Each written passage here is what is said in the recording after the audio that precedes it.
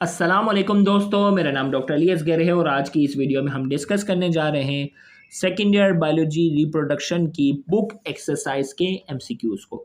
तो आज के इस लेक्चर को शुरू करने से पहले एज़ यूजुअल आपसे रिक्वेस्ट करेंगे कि अगर आपने अब तक हमारे इस चैनल को सब्सक्राइब नहीं किया, जो कि सिंध बोर्ड टीचिंग के नाम से है, तो आज ही हमारे इस चैनल को सब्सक्राइब करें और साथ ही साथ बेल आइकन को लाजमी क्लिक करें। आइए हम स्टार्ट करते हैं। सबसे पहला MCQ, ovarian cycle induce changes in ovarian follicles to secondary follicle and finally to. Ovarian cycle के अंदर जो ओवेरियन फॉलिकल होते हैं ना, वो प्राइमरी से सेकेंडरी में कन्वर्ट होते हैं और फाइनली जो फॉलिकल बनता है उस फॉलिकल का नाम बताना है। Option A Graafian follicle, option B primary follicle, option C vesicular follicle और option D both A and C. A B C and D चार ऑप्शन आपके सामने इस वक्त स्क्रीन पर मौजूद हैं और आपने उसका जवाब देना है। तो A B C and D चार ऑप्शन हमारे पास है और इसका करेक्ट आंसर हमारे पास क्या हो गया? Option D both A and C is the correct answer. Number two, in male, follicle stimulating hormone promotes the development and maturation of। Male के अंदर फॉलिकल स्टिमुलेटिंग हार्मोन किस चीज़ की डेवलपमेंट और मैच्योरेशन कराता है? Option A testosterone, option B sperm cell, option C egg cell and option D polar cell. तो male के अंदर फॉलिकल स्टिमुलेटिंग हार्मोन जो है वो किसकी डेवलपमेंट और मैच्योरेशन कराता है? A B C and D चार ऑप्शन हमारे पास हैं। तो मेल के अंदर एफएसएच स्पर्म सेल की डेवलपमेंट और मैच्योरेशन कराता है।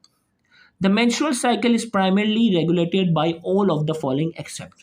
menstrual cycle के अंदर इन चारों में से तीन हार्मोन जो हैं, सिवाय एक हार्मोन menstrual cycle का हिस्सा नहीं है। Option A FSH, option B oestrogen, option C androgen and option D progesterone. तो menstrual cycle के अंदर जो है वो चार हमने हार्मोन पढ़े थे, follicle stimulating hormone, luteinising hormone, oestrogen और प्रोजेस्टेरोन। ये चार मेन हार्मोन थे मेंस्ट्रुअल साइकिल के। एंड्रोजन का वहाँ कहीं जिक्र मौजूद नहीं था, लिहाजा एक्सेप्ट पूछा गया है, तो हमारा आंसर होगा सी एंड्रोजन। नेक्स्ट हमारे पास है follicle stimulating hormone induce the Graafian follicle to produce. Follicle stimulating hormone जो है वो ग्रेफियन फॉलिकल को इंड्यूस करता है एक हार्मोन प्रोड्यूस करने के लिए, उसका नाम बताना है। Option A LH oestrogen, C androgen and D progesterone. तो follicle stimulating hormone Graafian follicle को इंड्यूस करता है कि वो एक हार्मोन प्रोड्यूस करे, उस हार्मोन का नाम हमारे पास है B oestrogen is the correct answer. Oestrogen produce करता है। नंबर 5, की hormones in female reproductive system that regulates menstrual cycle. भाई की हार्मोन आपने बताने हैं, तो अभी हमने डिस्कस किए थे, चार थे ना, ईस्ट्रोजन, प्रोजेस्टेरोन, ल्यूटिनाइजिंग हार्मोन और फॉलिकल स्टिमुलेटिंग हार्मोन। तो ईस्ट्रोजन और प्रोजेस्टेरोन है, टेस्टोस्टेरोन इसमें शामिल नहीं है। तो 1 और 2 हमारे पास क्या होगा? ऑप्शन ए में कहा जा रहा है 1 ओनली, ऑप्शन 2 में कहा जा रहा है 2 ओनली, ऑप्शन सी में कहा जा रहा है 1 एंड 2 और ऑप्शन डी में कहा जा रहा है 3 ओनली। तो करेक्ट आंसर हमारे पास क्या है? सी 1 एंड 2 ओनली। नेक्स्ट हमारे पास है what is the medical term for a miscarriage. Miscarriage के लिए जो मेडिकल टर्म होती है वो क्या यूज होती है? Option A spontaneous abortion, option B induce abortion, C ectopic pregnancy and option D both A and B. तो मिसकैरेज जो होती है वो खुद ब खुद होती है। एबॉर्शन क्या होती है? करवाई जाती है स्पेशली। तो इंड्यूस एबॉर्शन क्या होगी? करवाई जाएगी। स्पॉन्टेनियस एबॉर्शन का मतलब खुद ब खुद हो जाना। तो करेक्ट आंसर क्या है? Spontaneous abortion. एक्टोपिक प्रेगनेंसी का मतलब है कि एम्ब्रियो की इम्प्लांटेशन यूट्रस की वॉल के अलावा कहीं और हो जाए, तो वो एक्टोपिक प्रेगनेंसी कहलाती है।